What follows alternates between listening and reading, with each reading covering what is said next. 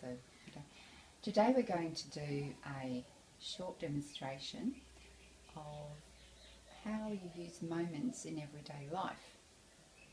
All of you have probably at one time or other been asked to adjust the bolt on a bicycle or to loosen it so you can get a wheel off.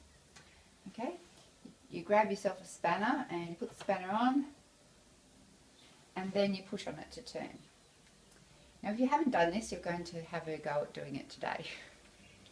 So when you're using a spanner, you probably know from experience that you put the spanner, if you put the spanner horizontally, you push down right at the end, you get the maximum force.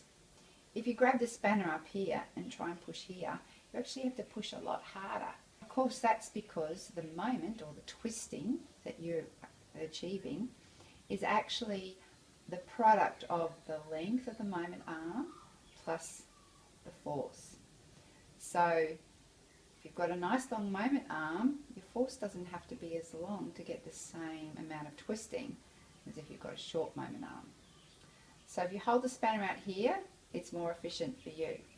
The other thing is you notice you always actually press down. When you're pushing down, you're actually pushing perpendicular. Your hand is pushing straight down. And that actually also gives you the maximum force. If you're pushing in that direction, so it's some kind of angle that's not perpendicular to the moment arm, it actually takes a lot more effort, because what's happening is that the vertical component, which is the only part that counts in the moment, is smaller than it was when you were pushing straight down. When you're pushing straight down, you're getting your maximum vertical component. When you're pushing this way, the vertical component is just F sine theta, which of course is smaller than F, smaller.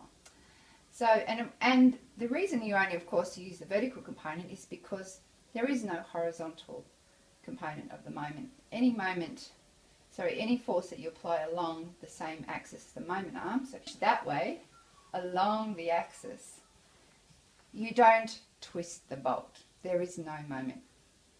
Okay, you can push it as hard as you like, but there's no moment. You might end up moving the whole bicycle, but that's a translation movement. That's not a moment. There's no twisting.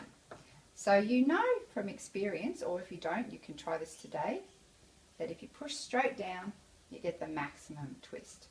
Now, if you're watching this at home, please go and do this now. Grab yourself a spanner and a bolt and just go and feel this and say this to yourself.